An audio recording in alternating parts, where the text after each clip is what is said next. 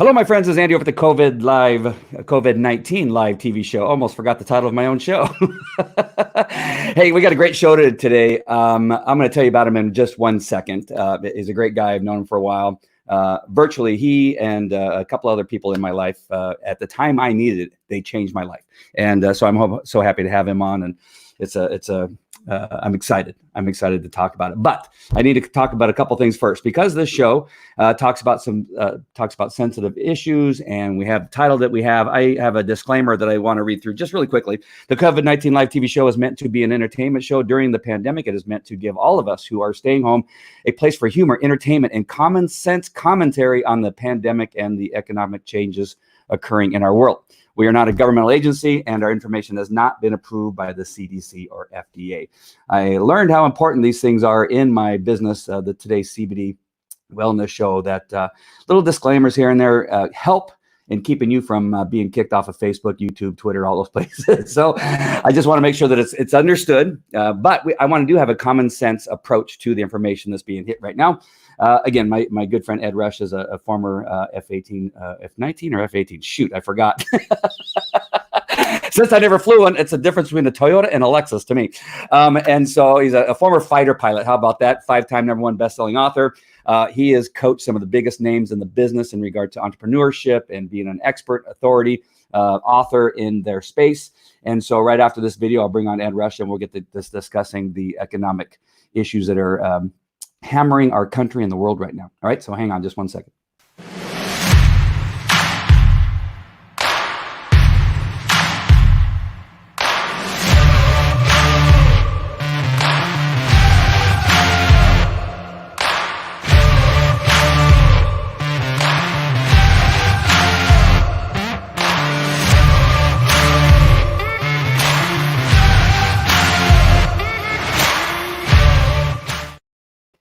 Ed Rush, how the heck are you? What's up, my man? Awesome introduction. F-18 it was. Okay. Especially since there's no airplane called the F-19.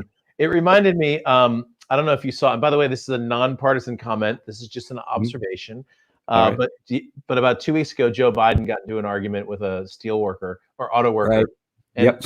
and he said, I'm not going to take away your AR-14s. Well, there is no such thing as an AR-14 either. It's AR-15. I thought, well, that's just like what Joe Biden did. So, I mean, if that's the case, you're in good company.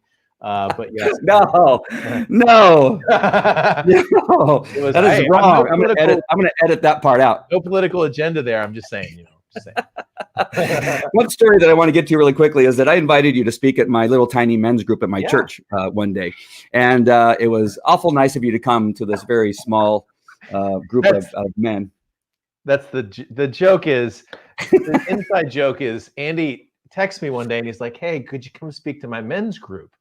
And I was like, oh, dude, I'd love to speak to your men's group. And the picture I had in my head was like 7 guys at Starbucks, with their little journals open and like their little book, whatever they're reading, and they're like encouraging each other. And I show up at Andy's church. There's like 400 guys. So anyway, it was fun, man. I brought my son and everything. It was a good day. Yeah, it was huge.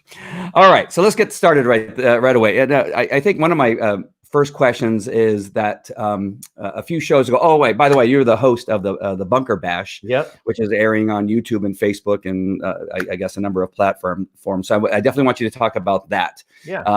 But I want to first hit who you are and why it is we should even be listening to you, just to give the people that don't know you a chance to get to know you. Yeah, cool, man. Well, as you mentioned so eloquently in your introduction, I flew F-18s in the Marine Corps, left the service back in 2006, really to spend more time with my family and to grow some businesses at home.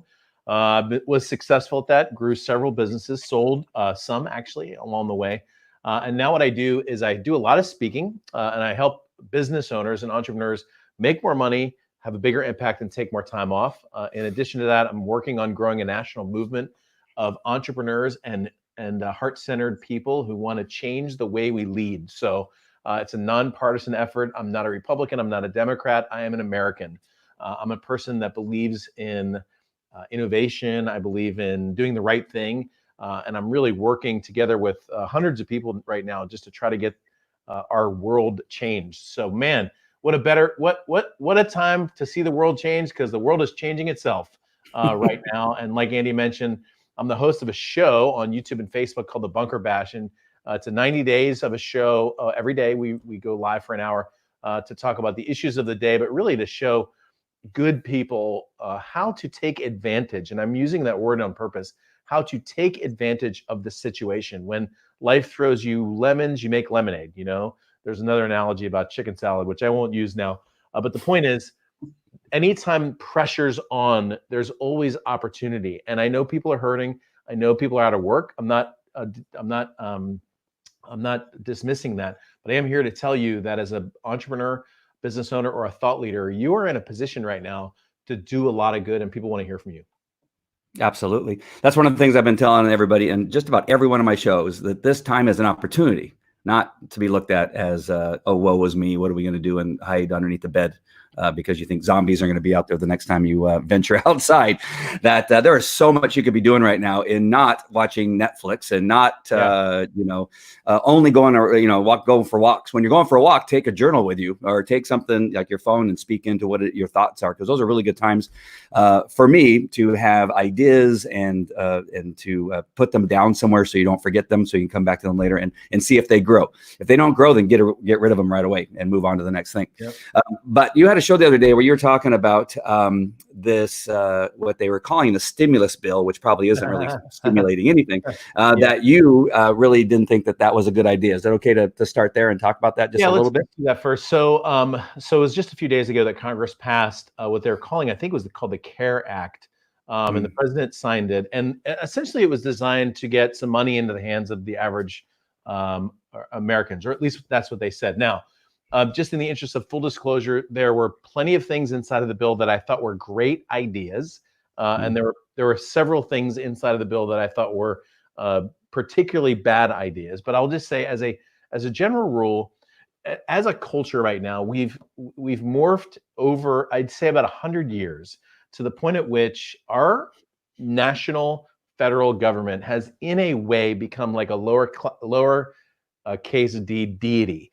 In other words, as a culture, people in our culture literally look to Washington to solve every problem. And we live in a world where you've heard it described as risk and reward. I like to think of it as responsibility and reward, because typically the greater the responsibility, the greater your reward. So, for example, if you're taking responsibility for a certain amount of money that you're putting into the stock market, depending on where you put it, you may achieve a greater reward. But if you're just going to stick it all over in a bank with no responsibility, just kind of shove it over there, well, then there's less reward. And the same is true for business, and the same is true for investing, and the same is true for fitness. The same is true for the health in your family. The more responsibility you're willing to take, the greater the reward. And right now, we're in a culture where a lot of people in our nation don't want the responsibility. Big corporations aren't willing to take the negative side of the decisions that they've made. Big companies, like I used United Airlines as an example. The only reason I use United, by the way, is they're the ones that are trying to charge me $200 to change a $150 ticket. So I have like a little bit of a bone to pick against a company that, I had to pay $85 for extra legroom, but now they're out of money and they want me to pay them a stimulus or bailout or whatever. And for the most part, that bill was mostly loans to those big corporations, but don't dismiss the fact that there was billions of dollars. I mean this, billions of dollars literally handed to companies like Boeing and GE because they supposedly were essential to our national security. Now I want you to think about this for a second. Boeing has had a particularly awful year. They've made some horrible decisions. And when businesses make horrible decisions, they deserve to not have the trust of their shareholders or their customers. Okay, let's just face it.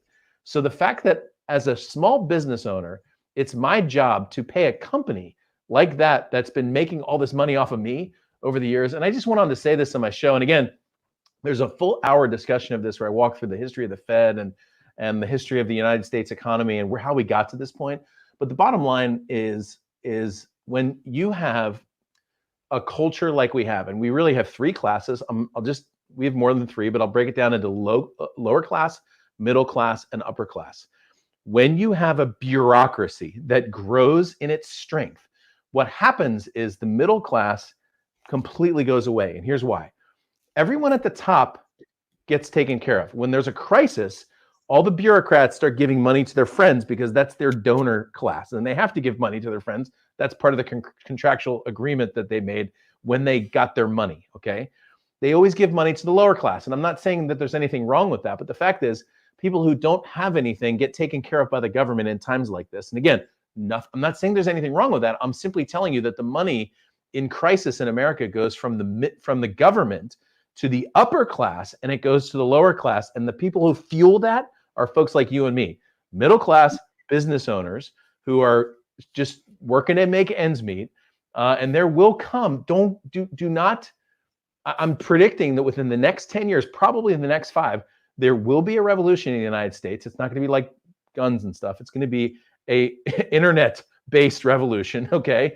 Thought revolution, where we as middle-class, heart-centered entrepreneurs who care about the world will begin to take over. Right. So you're saying this isn't free money that's coming. It's free for now. Yeah, at some point, it's it's just money, right? So like, yeah. so they're sending out a check right now to essentially most Americans, depending on your certain tax bracket and above, you're not going to get anything. But most Americans will get a check for $1,200 in the next 4 weeks. Well, I just said, look, if we're going to do it that way, might as well send everybody $1 million. Like, why not just send $1 million to everyone? We won't have to work. We could just all hang out, sit by the pool. Look, I could social distance for a long time with an extra $1 million in my bank account. And you might say, well, that's ridiculous. We can't do $1 million. And I would say, yeah, it's ridiculous. We can't do $1,200. Okay. The average American taxpayers right now, your slice of the United States national debt is $180,000. That's $180,000 of your money. If every taxpayer wrote a check for $180,000 right now, we would pay the whole national debt down. $180K.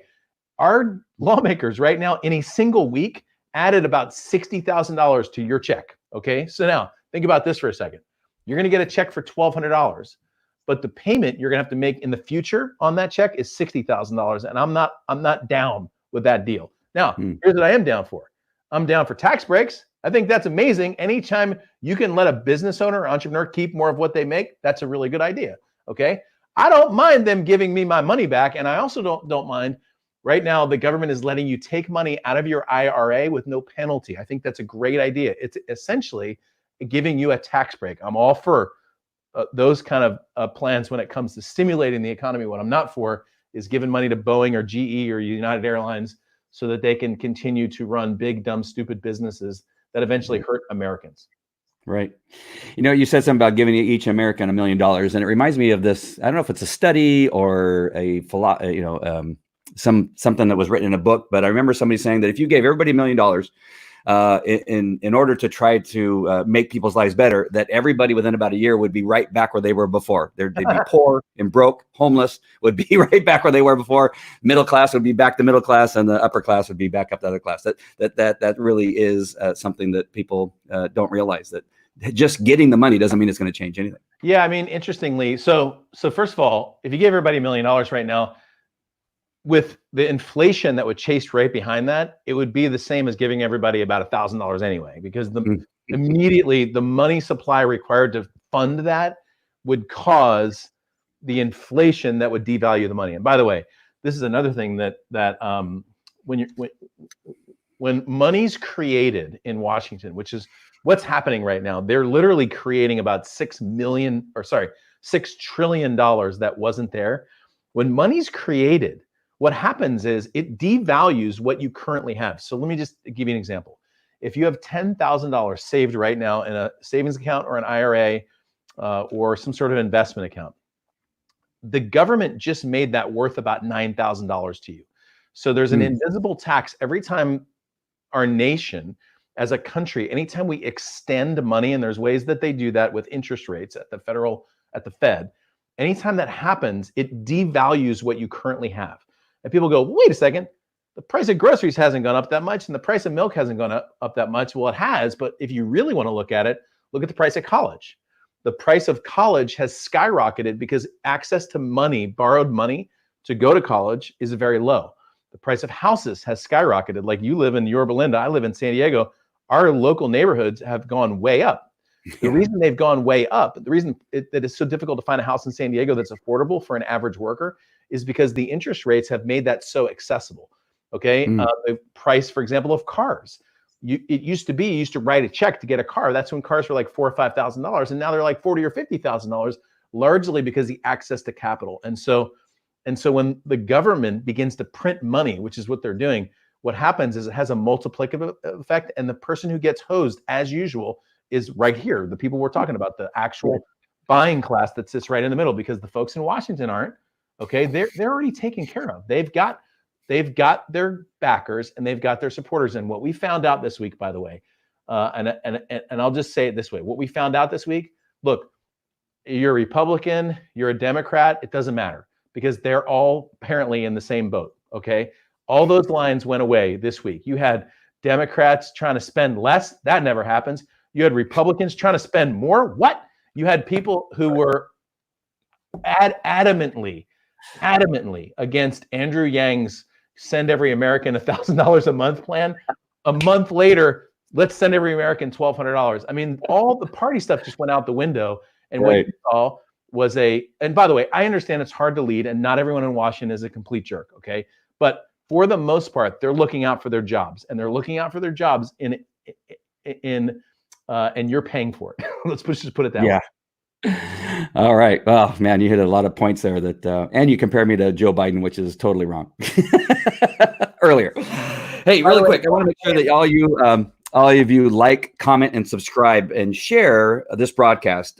This is the way that you're paying me. If you're getting any information out of this whatsoever, I just would appreciate to do all of those things: like, comment, subscribe, and share. That would be awesome. That would allow me to, based on what I'm getting as far as comments and private messages, people, you guys are enjoying these shows and what it is that we're doing. Whether it's the party show that we did the other night, or the doctor last night, or Ed Rush, I would love to continue to do these things and bring you valuable information. So the way you do that is by liking, commenting, subscribing, and sharing this, and I would appreciate that very much. So let's go ahead and get into now the topic. And I know we talked a lot about the other stuff there, but I think it was important to lay a little bit of groundwork of what's kind of going on right now. The emerging expert economy, that's the title of it, right? You got it. Yeah. No, what I was going to say, just so you know, I'm not a person that believes in trashing our government without a plan to actually fix it.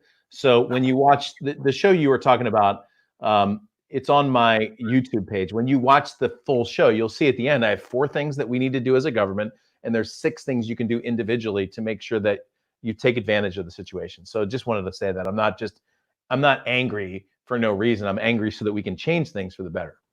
Right. And that's one of the things we see on the news all the time, whether it's a newscaster or a politician. They're quick to say what they don't like about something or how horrible something is, but you never hear the plan.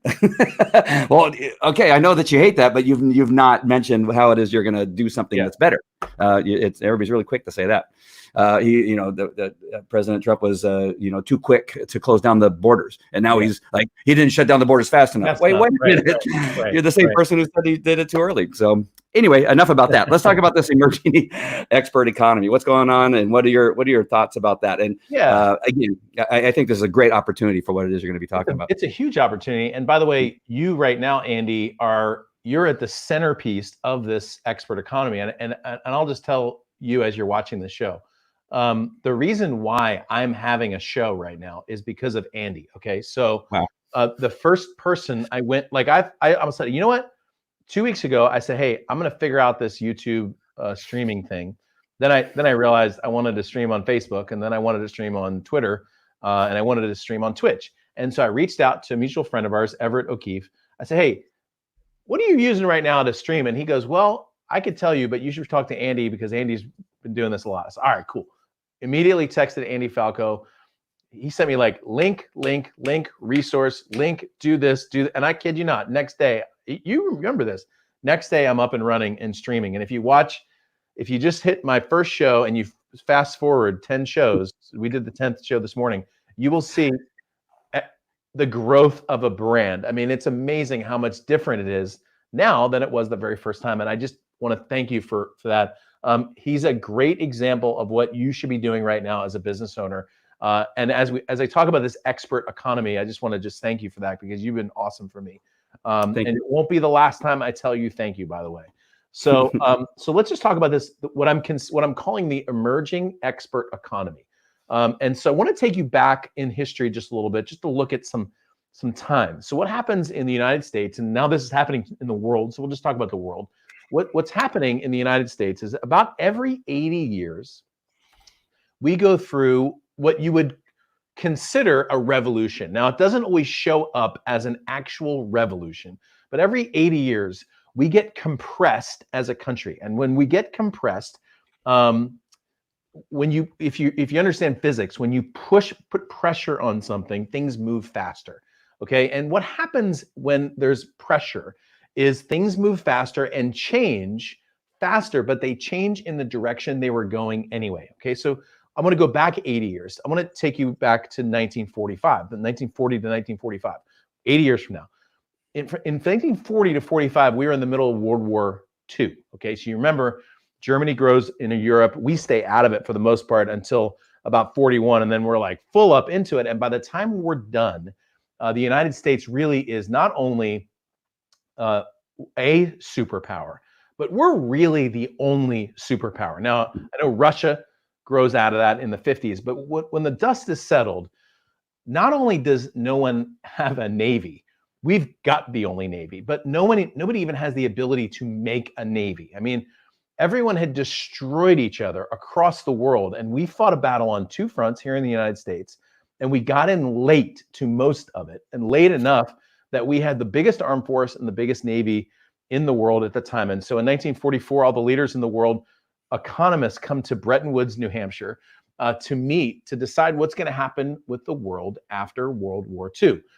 John Maynard Keynes is there from England. Some of the best economists in the world come together. And what they're expecting is that the United States is going to sit there, because we were the ones really who owned the world at this point.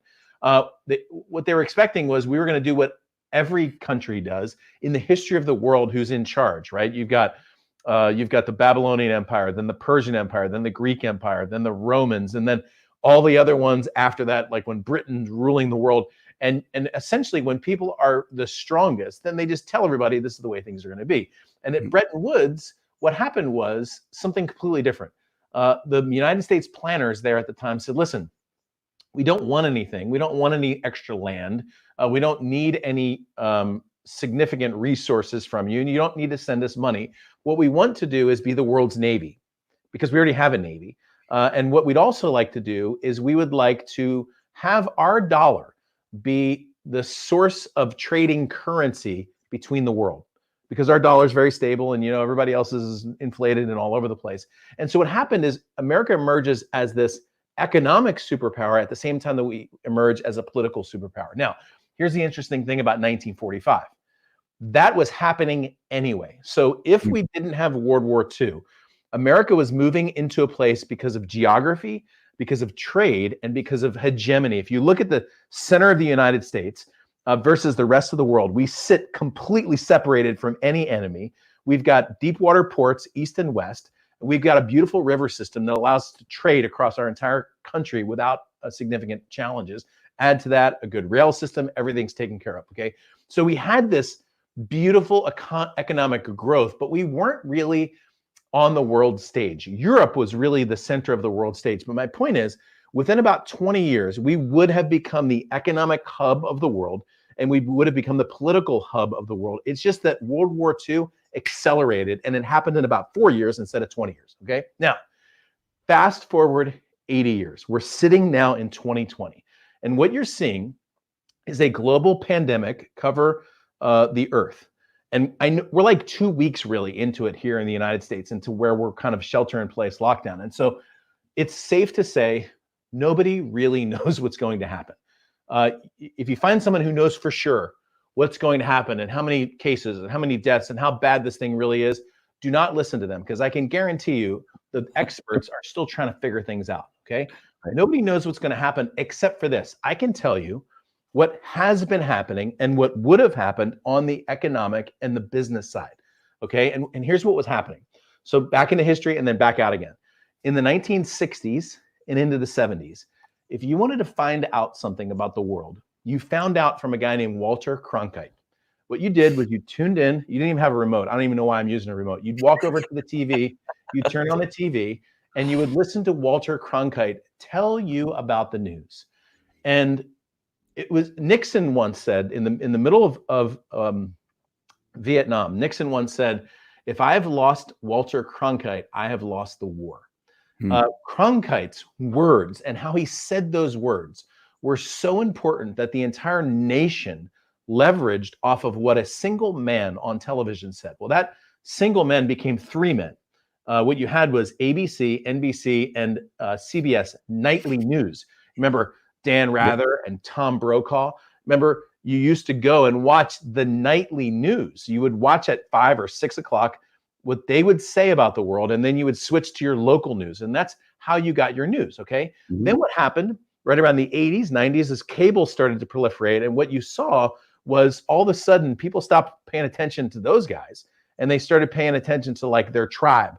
And, you know, one person's tribe was over here on Fox News and another person's tribe was over here on CNN or on MSNBC. Now, I don't have time to go super deep in this, but what happened in that period of time, our United States Congress was like this. It was pretty overlapped. In other words, the most liberal Republican was far to the left of the most conservative Democrat. Actually, there was a lot of crossover inside of our government and not as much polarization. In other words, there were people who agreed more with certain Democrats than they would about people in their own party because of the massive polarization. And what happened with cable news and the polarization on cable news is actually our government actually pulled apart. Now, the most liberal Democrat is far more liberal than the most conservative, or the most conservative Democrat is far more liberal than the most liberal conservative, right? So they've pulled apart. Well, with that, our country pulled apart. And at the same time, you've got your CNN folks and you've got your MSNBC folks and you've got your Fox News folks. All of a sudden, the internet takes off. And you have news sites, boom, boom, boom, boom, boom, things like Drudge Report, Huffington Post that start aggregating all these news sites. And now all of a sudden, America is made aware of the fact that they can get their news from 1,000 different news sites. Okay, at this point, the average American goes like this. I'm not even sure what to think about this yet, okay? And it was so easy. If you could just watch Walter Cronkite and just listen and find out what he said, it was so easy. And now with 1,000 choices, no one knows what to do. And so what's happened over the last 2 or 3 years is the average American, I'm speaking about America, but it's happened across the world. The average American is now looking back to find one person, okay? So, and I'm guaranteeing you do this because I do this too. What we do is we look at all the news stories and then we go, okay, what do the people I trust say about this, right? So I've got some authors that I really like on economics. I've got some folks that are really good on geopolitics. And so what I'll do is I'll read all the news and then I'll go to their website or their blog or their Twitter feed. And I'm like, what are they saying about this? And how are they communicating this? And so what happened was about 2-3 years ago, this expert economy started to emerge where all of a sudden you're looking at individuals to try to help you understand the news. And look, I'm not saying this is a bad thing. I'm just observing what's happening. And I agree. I already said that I do it too. Okay, we all do it because we're a community, right? I don't know anything about medicine. So I'm trying to go find the people who I trust who can talk about medicine, right? So we're looking now we're back into that Cronkite era, but now each person's choosing their own Cronkite.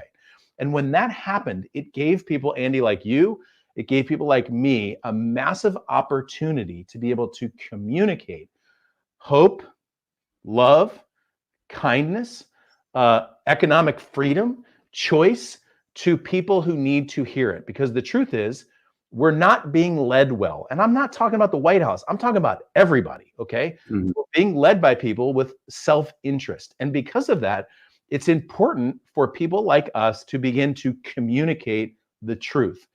It's not necessary for you to have the answer to everything. It is, however, important for you to share your answer to some things. For example, what's going to happen with COVID-19? I don't know. We're going to be in our houses for the next 2 weeks to 2 months. And I'm not sure what that is. Here's what I can tell you in the meantime. You better make good use of the situation. You got 2 choices. You can go in one direction. You can watch Netflix all day long and get lazy. Number 2, you can double down and you can get better, right? So entrepreneurs are going to go in 2 directions. Now, I know that for sure. And so on my shows, what I'm communicating is the certainty that you can get out of this 2 months from now. When you get out of your bunker, when you come out, you can be better. You can be stronger. You can be faster. You can have more people following you. You can have sold more products and services and coaching. Look, there's a massive amount of money that small business owners are about to have access to. Okay, so forget what anyone's told you about. No one has any money and can't buy. We bought like $1,000 in groceries last week. Like, there's availability. Amazon's having their best month. Zoom just got 14 million new subscribers. So there's money that's out there. It's just you need to find your side of the cash register. So anyway, I'll pause. Let me speak to the comment just really quickly. And Scott Dartnell says this out of Thank you, Canada.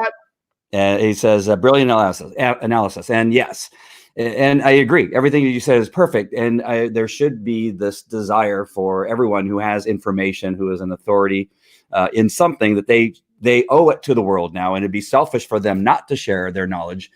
But what about those people that are afraid that they don't have enough knowledge? There's so many people out there that have some great stuff, and I've run into some brilliant people, but they feel like, well, if I put myself out there, then somebody's going to maybe call me on it, or they're going to, my friends are going to point out that I don't really know what I'm talking about. And what about, I'm just not sure that I'm ready. And then they never get off the pot. Yeah.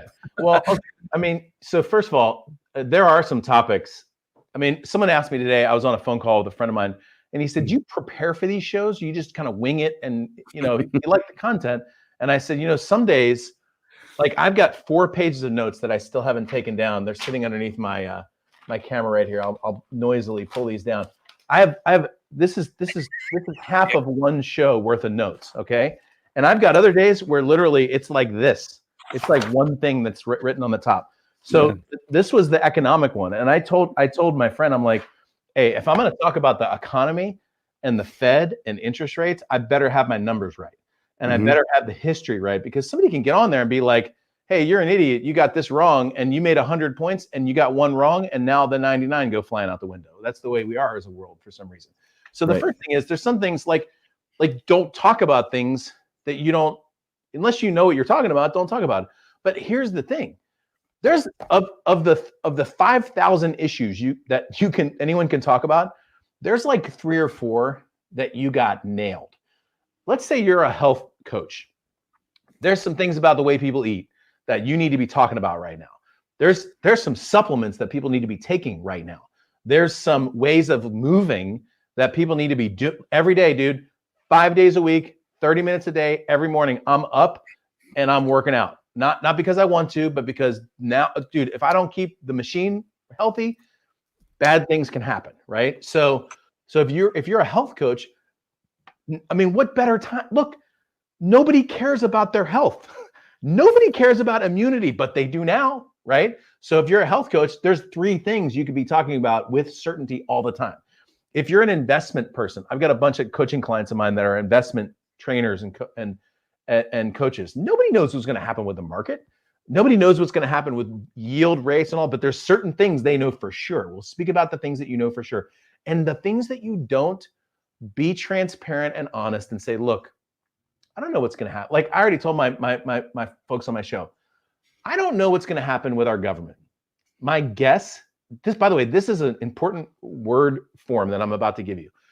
I don't know what's going to happen with our government. My guess is when we get done, we are going to have more controls placed on our personal freedoms than we ever have in the history of our lifetime, that we as citizens are going to have to fight for. The second thing is we're going to be... That happened with 9/11. Yes, exactly. That's exactly right. There was an act passed called the Patriot Act, which allowed them to essentially spy on your phone. Okay, let's just put it that way. The second thing is I predict that we'll be at $30 trillion in national debt, as opposed to 22, where we started this entire crisis. And our next crisis as a government, as a nation, will be trying to figure out what to do with that. So did you catch what I just said though? I said, I don't know what's going to happen, but my guess is, and that's my guess. Okay. So first of all, speak about the things that you know for certain. And number 2, the things you don't, give people your idea, but couch it the way that I just said it. Look, I don't know what's going to happen, but my guess is this. And then all of a sudden people start chatting, right? Saying hello and chat. And they're like, here's what my thought is. This is what I think. And then the third thing I'll tell you is this. do not let fear hold you back. Okay. 5 episodes ago, I did an interview with a guy named Michael Haig. Michael is one of the most brilliant storytelling coaches I know. The guy's a Hollywood screenwriting coach.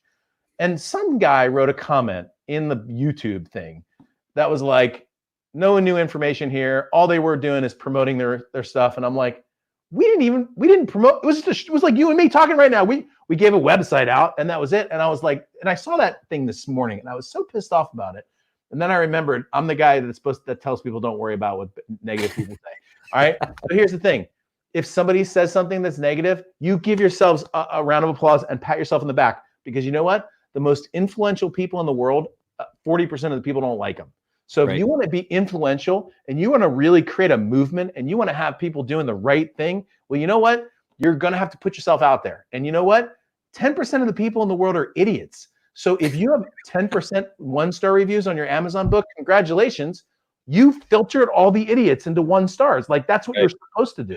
Anyway, my point is, number 1, talk about the things you're certain about. Number 2, the things you aren't, communicate your opinion. And the third thing is don't fear anything. Just do it. Just put on your big boy pants, press go live and give it a shot. Look, it might not be awesome, but it'll be fun. You know, the first one won't be awesome. I'm telling you, the first one will not be awesome. The other thing, I think you can add one more in there, and is whatever it is you don't know, you find somebody that does and you interview them. And that's right. What actually that's exactly right. So even if it's somebody who like, there's some people that I bring on that I already know. We've been talking about this for a while. We can like share the same opinion. I could say what they're saying. Bring someone on, ask them questions, right? And then let your audience interact with them. And not only that, but the other benefit to having someone on, like this morning, I had on my show today, I had over 200 people watching live, which is awesome. By the way, chat, it's great, right? When you have folks like that. Well, a lot of those came because of my guest, because he emailed to his list. So the other benefit of having guests is they can bring people to you. Like, for example, Andy, I posted your show today to my Facebook, right? Which brings people to your show. So the idea is when you have guests, they can help you promote as well. I just saw Nobby Kleiman, by the way. What's up, my man? He's hiding out down under what he's doing probably right now. Ed for Prez. All right. So you start your show. Thanks, man. Appreciate you, buddy. So you start your show, you begin to build your audience, you begin to show that you do have an authority at a certain level, whatever that is. It could be a low level, right? You're an expert to somebody. As long as you know it an hour before they did, you're an expert to that person.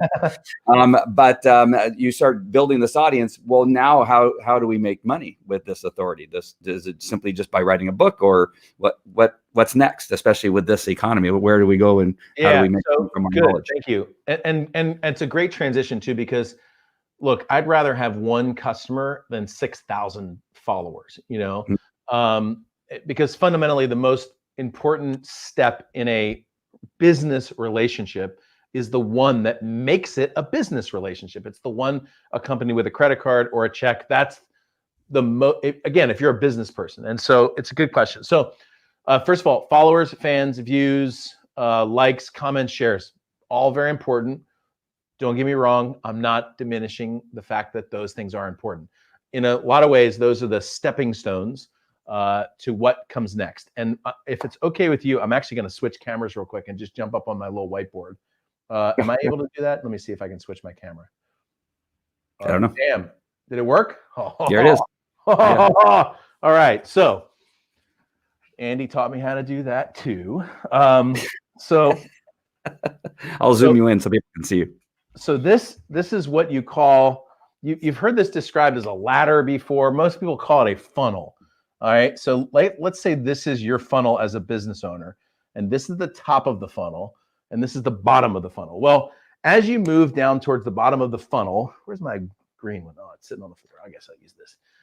This usually, the top part of the funnel, if you can see that, let's see if the camera's picking that up. Yes, is free. As you move down towards the bottom of the funnel, this is where the money's at, like the real money. And someplace in here, the money kind of starts, okay, and begins to pick up. Now, let me tell you what my funnel looks like. And then, and yours will be different, but fundamentally, what happens here is the same, okay? So the free part are all the ways that people can find out about you. So it might be your book. And by the way, I consider a book, I put a book in the free cat. So let's say it's your social media, you might have a show, you might have YouTube, you might have your website, referrals, LinkedIn, you may do stuff on Instagram. I don't know, you might do webinars with people, you might speak. Okay, these are all different ways. You maybe do media interviews. These are all different ways that I get leads. Okay, and I put books up there because fundamentally you're going to get like $2 from a book or $5 or whatever. It's insignificant. The whole point of the book is to get a new customer or a new lead. Okay, so that's the top of the funnel. This is all the free stuff, and that's the easy stuff. Okay, and the reason why I say that it's easy because what happens here is you asking for the sale. And this is the place that most people get in trouble. And the reason they get in trouble is because they don't do it or they don't do it enough. Okay. And part of the reason they don't do it enough, remember that comment I said from the guy this morning, ask you for something? It's because of those comments. People are like, I don't want to look like I'm salesy or anything like that. But this is what happens when people ask for the sale. Okay. Now, what happens in my funnel, this is me, I'm not saying this is you, is I usually do an event twice a year. My upcoming event is called the Ultimate Speaker, which I just moved the event to June. It was supposed to be in April. And then down here at the bottom is my advisor, partner advisor program. Okay, so this program down here is $25,000 to $30,000. There's a little piece of the business, the growth of the business, and I'm pretty selective. I got some other things in here like little mastermind groups and things like that. But really, the funnel kind of moves here. Now, your person that comes to you, the first thing that they're probably going to do is move from this category right here. And the first thing is they're going to actually join your email list, probably. Okay, that's usually what the first thing that's going to happen. And then with me, then they'll typically come up to sign up for an event, right? A certain percentage of the people will sign up for an event, and then a certain percentage, usually about 10% or less, of the people will sign up for this. That's the way people move through the funnel. Now, that doesn't mean people don't come. Sometimes this happens. Someone sees you on social media, some interview, and they're like, hey, I'm interested in working with you one-on-one. That happens sometimes, and that's totally cool, right? They don't opt in. They don't come to an event. Totally fine. You don't turn them down? You don't say, no, you have to get my free stuff first? You know, interestingly, no. So if they're the right prospect, I don't. But for the most part, it's actually usually better for them and for me, because here's the thing. When somebody comes from here and they're like, I want to work with you, and then they find out how expensive it is, they're like, oh my gosh, that's like, but if they come through here, they get to meet like 15 people that have been in that thing, and they get to like ask questions and stuff like that. Anyway, it works better this way, but it does no, I don't send them away. I know you were just kind of joking about that. Okay. so that's the way a mature information marketing funnel looks. So the first step, right? You don't have to do it all. The first step to this is to have a single place where people can go and put their name and their email address. So I think, Andy, you've got, like, click to the back to the thing where it's the two of us. Right below, see that website right below me that says edrushbook.com? When you go there, there's a place where you can put your name and email address, okay? And you get you get some free videos, and you get some free training around this book, 21 Day Miracle, which is my #1 best-selling book. Sold about 30,000 copies of that thing. Number 22 book on Amazon at one point, Amazon's #1 business book, okay? So that's a place where people can put their name and email. That's the next most logical step. Another example would be, like, for example, my homepage, edrush.com, where people can put their name and email. Again, same kind of thing. And what that does is it starts the relationship. I'm going to say this and I'm going to shut up and come back to you. All of this up here is borrowed, okay?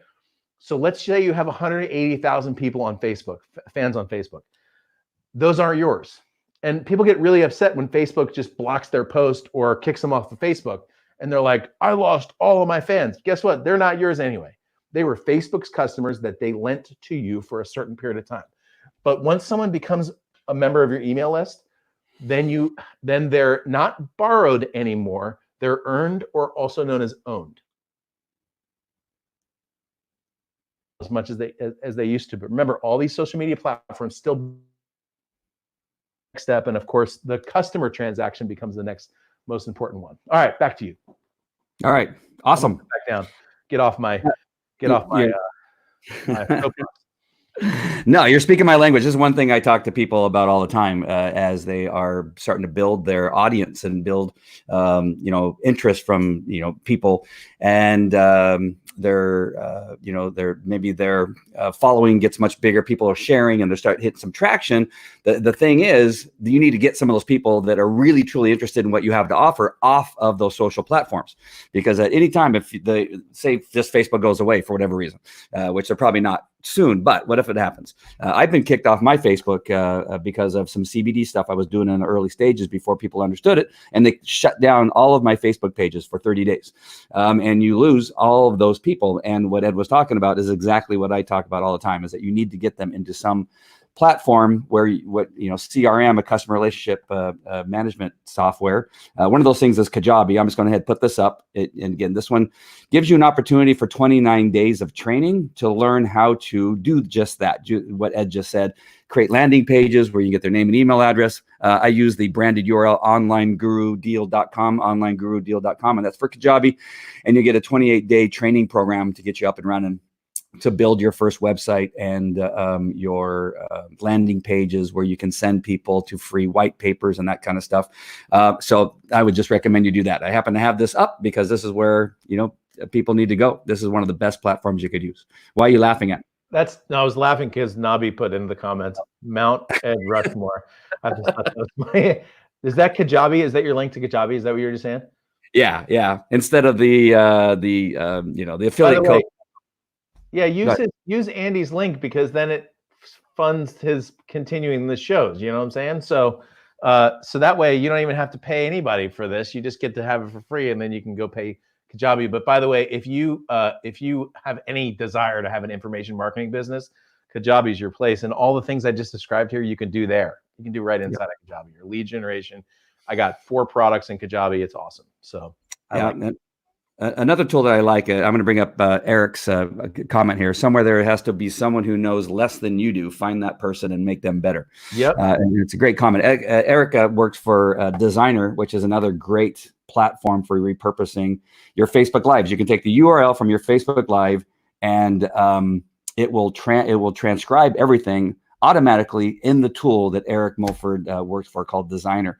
And again, another affiliate link that I have here is Speak to Publish, because you essentially can speak your words and then put it into Designer, and it turns into a white paper. You can even turn it into an ebook. You can turn it into blogs. It turns it into subtitles. So if you need to add subtitles to your video, it creates an SRT file. Designer is an amazing tool. One of my top 3 favorite tools that I recommend to everybody when you begin to think, you know what, I got something, I need to share it with people. Use Designer, Kajabi, StreamYard, what you're using right now, and you'll be set just to get things started. All right.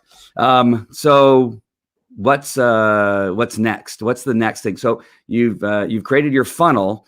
I guess the implementation, and I know that you like to talk about implementation, but that is usually the biggest barrier for most people. We have these great ideas. We've shared with you what a funnel looks like. We shared you how easy it is to write a book, like the 21-Day Miracle, which probably wasn't that easy because there's some really good stuff in there. But I've written some pretty easy books through either transcribing my words by dictating them into my phone and other things. But the problem, you can have all these tools and all these ideas, but implementation is the thing, or resistance is one of those things that holds people back. What are your ideas to help people beat the resistance? Yeah, I mean, the first thing is, it's not really a problem. So here's the thing about implementation, procrastination, being stuck. There's 2 ways to fix this problem. There's a 1-step solution, and there's like this 5-step solution. So let's say you have a challenge with just getting it done, or procrastination. The longer step is you can buy a couple books on procrastination, and you can learn about the inner game of getting things done, and you can get some checklist material, and you can write your list of goals, and then you can start executing, or you can just start executing. So my recommendation is forget the extra steps and literally just do it, right? So the book Andy was just talking about, 21-Day Miracle, which by the way is at that website, Ed Rush Book, talks about this. But the idea is, you're not going to want to do something until you actually do it long enough to train yourself to like it, okay? So So I used to like to sit around. I'm like, you know what? I'm going to do this, but I'm going to make myself want to do it first. And I wish that worked. In fact, I wished it worked so much that I was about to write a book about it. Thank God I didn't. What actually happens is you do the activity, and you do the activity long enough to where you're like, you know what? I think I really like this. So let me use fitness as an example. Then I'm going to get into the business stuff. Nobody wants to work out. Nobody wants to wake up and do squats or go for a run or go for a walk. You don't want to, because remember, the second law of thermodynamics is like entropy. The natural order of things is for us to start to fall apart. Okay. So the way that you get yourself to want to, I couldn't believe that this happened to me. I don't run anymore. I do different fitness stuff. But when I started running, like when I was in the Marine Corps and I really, really started to run, I got to the point where I could run 3 miles in under 18 minutes. That's fast. That's like 3 straight 6-minute miles. That's almost sprinting, it felt like to me, at least. So I would run.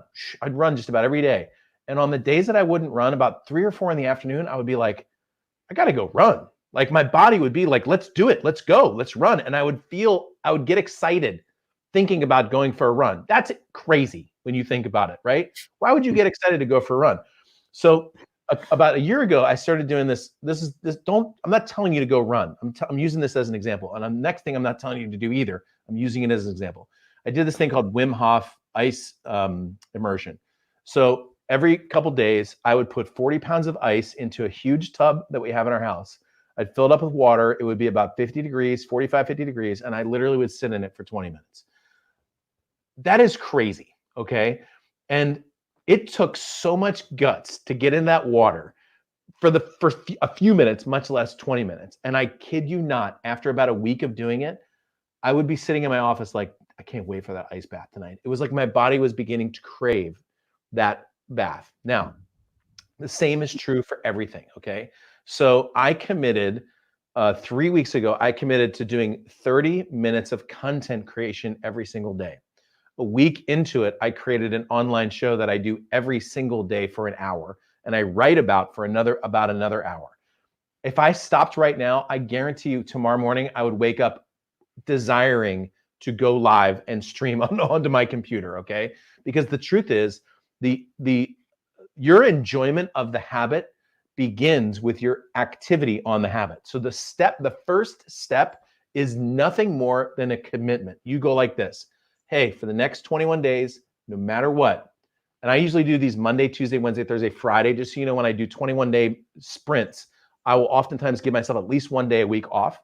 But like when I created 21-day miracle, I'm like 21 days, I'm going to wake up in the morning, I'm going to work out for 30 minutes, period. I don't care how I feel. If I don't feel great or my shoulder's sore, I won't work out that hard, but I'm still going to do 30 minutes a day. And I kid you not, after 30 minutes, I just got done another 21-day miracle. You feel like, oh man, I feel good. The results start to kick in, and your habit turns into something you're going to do lifelong. So if you're like waiting right now, let's use live streaming as an example. If you're kind of waiting for like the right time, or you're like, I just need to build a little following. You know what you do? You turn on your damn video camera and you start your microphone and you fumble and foible. Okay. And you know what? 2 people are going to show up. I'm not kidding you. Same with me. Like I have almost 200 people on a live show this morning. I had one that I had like 18 people sitting on. You know what I'm saying? It's like, I had other ones where there's like, hey, what's up, everybody? And there's like one person hitting the like button like 3 times every minute. Look, that's life, okay? You just do it. And you have 1 person, and then you have 0, and then you have 5, and then you have 2, and then you have 25, and then you have 12. And you know what? Eventually, you got 200 people, 500 people, 1,000 people, 20,000 people. Who knows how big it's going to get? But you build the habit by doing the habit, okay? So remember, long road, think about it, journal it out, pray it through, get some help, get some accountability. Short way, just do it. Like, I'm not kidding you. Just do it. I'll say this and then I'll shut up. I had a guy in my event once, and he said, he goes, I just have a challenge. I just have a challenge writing an email every day.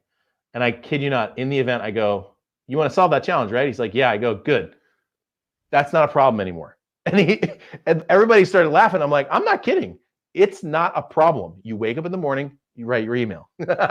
So I know that sounds like overly simplistic, but if you need it, follow us. This book isn't even 200. This 200-page long book, but the main content of the book is in the first 48 pages. And by the way, page 36 is where it's at. Okay, so when you get this book, just download it or buy it. It'll come 2 days on Amazon, no matter what global pandemic there is. 36. All right, page 36. All right, that's all I have to say about that. Now, this book I refer to because I think I have 3 of them. I don't know how I got 3, but I got 3 of them. Because I came to speak to your little Bible study group, Andy, and I brought 10 books to 7 guys, and there were 3 left over. I think, I might have ripped them off. But this is a book I refer to anytime I get a new idea that's slightly different than what I'm already doing. I read this book, and it is a great reminder of certain steps and habits to get into as you're developing something. And I agree wholeheartedly that there has to be a point where it just becomes where you can't stop thinking about that thing.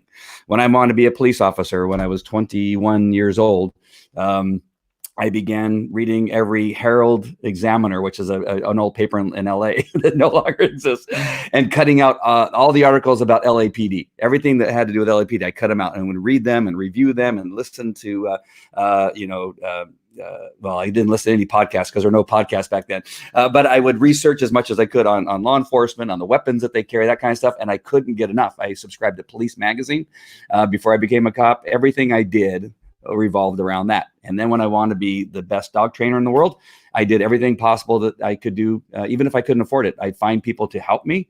So I found people in the community there at Anaheim Police Department where I worked, and would have people that would send me to Europe so that I could train with some of the best dog trainers in the world. But it was all I thought about. And people can feel that, especially when you're at the point where you're learning and you have, maybe some mentors or people that you will allow you to follow them, which I would stand there on the field and pick up dog crap when it happened. That's the guy that I was. But that was really an important time, was during that development stages, that it's all I thought about. I ate, drank, and did everything dog related, not dog. I didn't mind picking up dog poop, but everything else. And there's a lot you can learn about a dog looking at their dog poop. And that's true. You can tell when they're stressed because there's blood in it. You can tell when it's soft that there's something going on with their nervous system. There's a lot you can learn from dog poop, by the way. Sure, so don't people too. I just would never want to have that job. It is an interesting point, though. I mean, everyone is always obsessing about something. Yeah. And right now, 50 million Americans are waking up this morning excited to watch their next episode of Tiger Kings or whatever that show is. I got to start watching it. And another 50 million Americans are waking up terrified that they're going to die today because they're going to get sick. And there's another group of, everybody's obsessing over one thing, but you're in charge of what you obsess about, so you might as well just obsess about what you want to obsess about, which is actually going to get you closer to your destination. I mean, look, your mind doesn't stop working. Your subconscious has been processing things all day. And what it's processing is whatever you put in it to process. So my suggestion is develop some tools to create some obsession around the right things, and then just go change the world. Yep. I'm obsessing about reframing the way people are thinking about this time in our life. I'm obsessed. I keep looking at articles and listening to a podcast to see how we can get a message out there that that you got to look at it the right way. This is an opportunity to do all kinds of stuff. Well, Ed Rush, thank you to get this book, 21 Day Miracle. I wish you would have used a matte finish because the lights. Yeah, I have one actually. It's interesting. I've got one book here that Amazon sent to me as a proof. This is the only matte book that was ever. There you go. And yeah, I know, because I like the glossy finish, but for TV like this, it's better when it doesn't shine, which reminds me, I should put this one here. But maybe one day I'll have an event, Andy, and I'll have that as one of the gifts, the only matte book in existence. Sign it and everything. Sign it. Yes, that'll be awesome. So make sure and go to edrushbook.com right down there, down the lower third, and get your copy of that book. And Ed, thank you so much. Where can they find, I did a lot of stuff while you were talking. I had to look up a couple words that you said because I've never heard of them before. Like hegemony. Some of the words I use don't even exist. They just sound good. Yeah, no, that was a real book. I was going to call you out on it. That is exactly what he said it is. But how do they find the Bunker Bash? Because there is something else on Facebook called the Bunker Bash. So Yeah, I want so just go to edrush.com/bunkerbash. Literally the easiest website to remember on planet Earth, I think. Okay. Edrush.com/bunkerbash. That actually just takes you right to my YouTube channel. And when you get there, just hit the subscribe button, because sometimes it is hard to find your way through YouTube. Full disclosure, there's a band named Ed Rush. And I've been fighting an uphill search engine optimization battle with Ed Rush's 1,000 fans every night or whatever, who are posting. But yeah, go to edrush.com/bunkerbash. That'll take you right to the YouTube page. Click the subscribe button. At least YouTube occasionally will tell you when there's shows. But the bottom line is I'm streaming live every day, Monday through Friday at 10 a.m. And I committed to 90 days, bam, out to June 17th. So remember what I said. I had one of my business friends just on Friday. We were just talking about the show, and I was doing some advertising for it. There's some stuff I'm doing behind the scenes, which I'll share at some point on the show, snipping, cutting each episode and doing ads to it and stuff. Anyway, he said, "What are you going to commit to?" I go, "I don't know, a couple more weeks or something." He goes, "Give me 90 days. I'm like, "All right, fine. I'll think about it and I'll let you know." And I told him on Saturday, I'm going to commit to 90 days. So I committed to a show a day for 90 days. So it's gonna be a fun ride.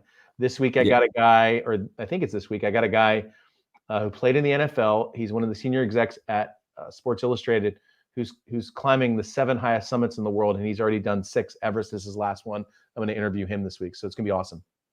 Nice. You need a live streaming guy. Yeah, I told you, man. We're gonna do something, man. Me and you. I told you that already. Yeah. All right. The tool I'm using right now is called StreamYard. Go to getstreamyard.live. Go there right now to get yours, and just push the button. You can get it for free. It don't cost you anything. Just start going live and begin to share with the world what it is that you know. You don't have to know more than everybody. You just have to know more than somebody. That's all I'm telling you right now. Yeah. Ed, thank you so much. Andy, thanks, man. I appreciate you. You're the best guy. I appreciate it. I'm Thanks. just studying to be the best. All right, guys. We'll see you later.